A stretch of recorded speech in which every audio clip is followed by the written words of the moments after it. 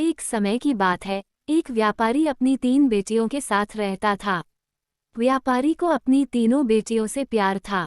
एक दिन उसे किसी काम से दूसरे देश जाना था। जाने से पहले व्यापारी ने अपनी तीनों बेटियों को अपने पास बुलाया और पूछा, मेरी प्यारी बच्चियों, कहो मैं परदेश से तुम तीनों के लिए क्या लाऊं। पहली बेटी ने सुंदर कपड़े और दूसरी बेटी ने गहने मंगवाए। तीसरी बेटी, जिसका नाम ब्यूटी था, उसने अपने पिता से कहा कि वो उसके लिए एक गुलाब का फूल ले आए। व्यापारी ने अपनी तीनों बेटियों से उनके उपहार लाने का वादा किया और अपने सफर पर निकल पड़ा। अपना काम खत्म करके व्यापारी जब अपने घर की ओर चला तो वह तूफान में फंस गया और रास्ते से भटक गया। बहुत कोशिशों के बाद भी वह अपने घर का रास्ता ना ढूंढ सका। तब तक तो अंधेरा भी हो चुका था। तभी अचानक उसकी नज़र एक रोशनी पर पड़ी जो दूर एक महल से आ रही थी। व्यापारी ने सोचा शायद महल में उसे रात बिताने की जगह मिल जाए, इसलिए वह उस तरफ चल पड़ा। जब व्यापारी महल में पहुंचा तो महल में कोई भी नहीं था। उसने हर तरफ देखा लेकिन उसे महल में कोई नहीं मिला। आश्चर्य की बात थी कि खाने की मेज पर कई प्रकार के स्वादिष्ट व्यंजन रखे हुए थे, परंतु उन्हें खाने वाला कोई नहीं दिख रहा था।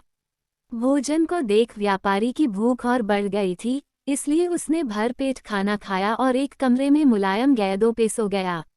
सुबह व्यापारी ने जब महल के बागीचे में सुंदर गुलाब खिले देखे तो उसे ब्यूटी से किया हुआ वादा याद आ गया। उसने एक फूल तोड़ा और घर की ओर जाने लगा। तभी वहां एक भयानक जीव प्रकट हुआ और बोला, मैंने तुम्हें अपना भोजन खाने दिया, अपने मुलायम गेंदों पर सोने दिया और तुम मेरे ही बागीचे से गुलाब तोड़ रहे हो। तुम्हें इसकी सजा भुगतनी होगी। व्यापारी बहुत डर गया था। कांपते हुए बोला, मुझे माफ कर दो, माफ कर दो मुझे मत मारो। ये गुलाब मैंने अपने लिए नहीं तोड़ा, अपनी बेटी के लिए तोड़ा था। मैंने अपनी बेटी से वादा किया था कि मैं उसके लिए गुलाब का फूल लाऊंगा। ये सुनते ही राक्षस ने व्यापारी से कहा कि वह एक शर्त पर उसे छोड़ेगा, उसे अपनी बेटी को महल में भेजना होगा। डरा और घबराया हुआ व्यापारी अपनी बेटी को भेजने का वादा कर वहां से चला गया। घर पहुंचकर व्यापारी ने अपनी बेटियों को सारी बात बताई और ब्यूटी से माफी मांगते हुए कहा, अपनी जान बचाने के लिए मुझे उस समय कुछ समझ नहीं आया और मैं राक्षस से यह वादा कर आया। मुझे माफ कर दो ब्यूटी, अपने स्वार्थी पिता को माफ कर दो। ब्यूटी ने अपने पिता के गले लगते हुए तसल्ली दी, आप बिल्कुल परेशान ना हो पिताजी, मैं आपका किया हुआ वादा जरूर निभाऊंगी। ब्यूटी जब महल पहुंची तो बहुत घबराई हुई थी। राक्षस का भयानक चेहरा देखकर वह बहुत डर गई, लेकिन राक्षस ने उसका खुले दिल से स्वागत किया। राक्षस ने उसे रहने के लिए अपने महल का सबसे अच्छा कमरा दिया और जब ब्यूटी आग के सामने बैठकर कढ़ाई करती तब राक्षस उसके पास घंटों तक बैठा रहता और उसे निहारता रहता। धीरे धीरे दोनों को एक दूसरे का साथ अच्छा लगने लगा और वे अच्छे दोस्त बन गए। अब वो दोनों सारा दिन एक दूसरे से बातें करते और खुश रहते। राक्षस को ब्यूटी बहुत अच्छी लगती थी और वो उससे शादी करना चाहता था, लेकिन डरता था कि ब्यूटी एक राक्षस से कभी शादी नहीं करना चाहेगी। बड़ी हिम्मत जुटाकर एक दिन उसने ब्यूटी से अपने दिल की बात कहने का फैसला किया। जब वो ब्यूटी के पास पहुंचा तो देखा कि ब्यूटी अपने पिता को याद करके बहुत उदास है। उससे ब्यूटी की उदासी देखी नहीं गई और उसने ब्यूटी को एक जादुई शीशा दिया जिससे वह अपने पिता को देख सके। ब्यूटी बहुत खुश हुई, लेकिन जब उसने अपने पिता को देखा तो वह बहुत बीमार थे। ये देख ब्यूटी ने राक्षस से अपने पिता से मिलने की इच्छा जताई। राक्षस ने उसे पिता से मिलने की इजाज़त दे दी और 7 दिन में वापस आने को कहा। ब्यूटी ने तय समय में आने का वादा किया और अपने घर चली गई।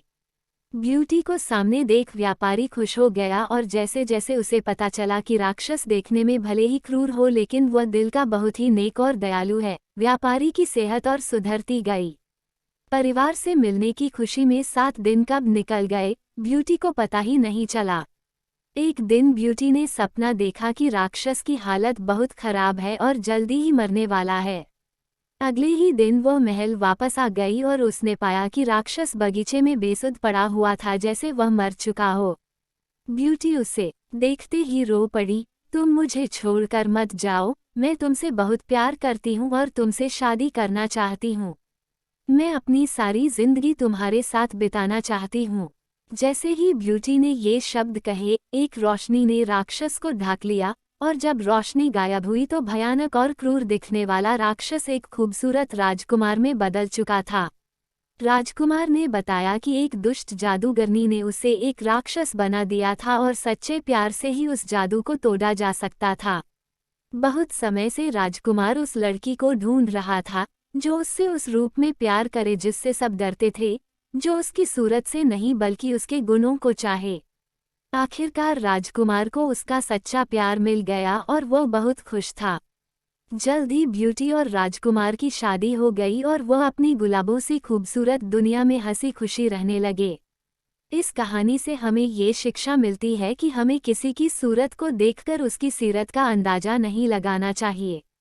इंसान का बाहरी रूप सिर्फ दिखावा है, उसका साफ दिल, उसके गुण देखकर इंसान से प्यार किया जाता है।